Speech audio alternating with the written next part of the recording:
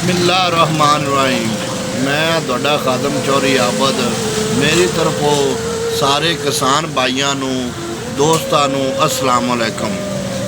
जनाब अज की मेरी ये वीडियो बनाने का मकसद है कि अजकल सियासी लोगों की बड़ी गहमा गहमी है।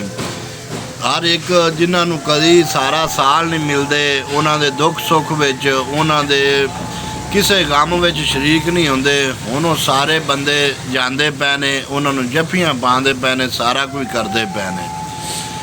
गल करन दा दोस्तों मकसद है किसान भाइयों को मैं दसना चाहना भी जदों साडे नाल नाइंसाफ़ी की गई, सानू खाद मुहैया नहीं की गई, सानू कोई किसी किस्म का रिलीफ नहीं दिता गया, ना कोई स्प्रे ना खाद, किसी गल का कोई एक्शन नहीं लिया गया या साढ़े किसी दुख सुख दे विच भी ये शरीक नहीं होए।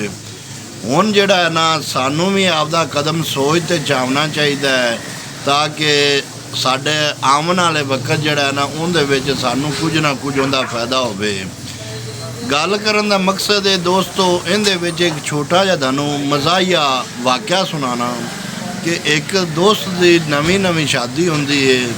पहले दिन ही वो कमरे दे विच उहदी दुल्हन होंदी है, वो जांदा है रात नूं जटे पिछू वो दरवाज़ा खोलते उन्होंने करदा जा, वो अंदर नहीं आंदा, मुड़ जट पिछू जांदा ते जा कर तो रात लगा लैंदा है। वो सवेरे सवेरे उनकी जिहड़ी दुल्हन होंदी है ना वो आदी माँ नूं दसदी भी इन्हें इस तरह सारी रात मेरे नाल कीती है। उनकी माँ आंदी है तू अज उन्होंने आखी वो आवेगा। वो मुड़ अगले दिन रात पई तो वो जिहड़ा है ना उन्होंने जांदा है कमरे में तो उन्होंने आंदा जा, तो आंदी अगां आ जा। वो आंदा है जे मैं अगां आना होंदा तो मैं राती ना आ जांदा। गल करन दा मकसद है दोस्तों जिहड़े इन्हां वादे कीते हुए ने या इन्हां काम करने होंदे ते अगे भी आपां नूं कर देवन। हुण अपने को वक्त है आपां इस गल दा खुद इंतखाब करिए कि किनू ये साडे वोट असल साडे वोट का हकदार कौन है, किनू वोट देना चाहिए।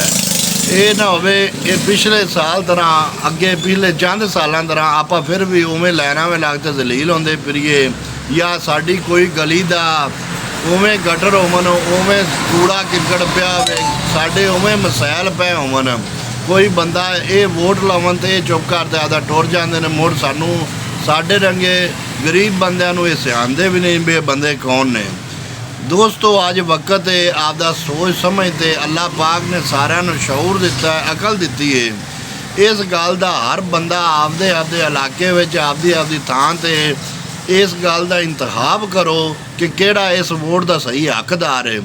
वो हकदार है जिहड़ा साडी हर खुशी गमी विच हर दुख तकलीफ दे विच साडे शाना बशाना खड़ा होवे। अज साडा भी हक है उन्होंने वोट देना, ना कि उन्होंने वोट दईए जिहड़े उदों सानू इलैक्शन मिले सी या उस पिछे अज मिले ने। मेरी ये वीडियो उम्मीद है दोस्तों नू अच्छी लगेगी क्योंकि साडे कोल अज टाइम है, अज असी साडे कोल वोट मानते असी आपदे वोट का सही इंतखाब करिए ताकि साडे आवन वाले वक्त दे विच साडे वास्ते आसानियां पैदा होन। असी आपदे वास्ते वो लीडर चुनिए जिहड़ा सानू कल नूं फायदा देवे। ये ना होवे असी मुड़ भी साडे कोल उहियो रोला खंड को नहीं घ्यो को नहीं अज आ को नहीं मामला अज आ मामला को नहीं। गल करन दा मकसद है भी जिथे तक महंगाई होगी गरीब बंदे दा जीवन बड़ा मुश्किल हो गया है। बिल्कुल जिंदे 4-5 बच्चे ने वो बेचारे रोटी तो भी औखे हुए पे ने। तो अज मेरी दोस्तों की गुजारिश है आपदे किसान भाइयों की गुजारिश है अज अपने को वक्त है आप आपदे वोट का सही इंतखाब करिए और उस बंदे नूं वोट दईए जिहड़ा उनका सही हकदार है। मिलांगे किसी नवे प्रोग्राम नाल, तब तक वास्ते अल्लाह हाफिज़। पाकिस्तान जिंदाबाद।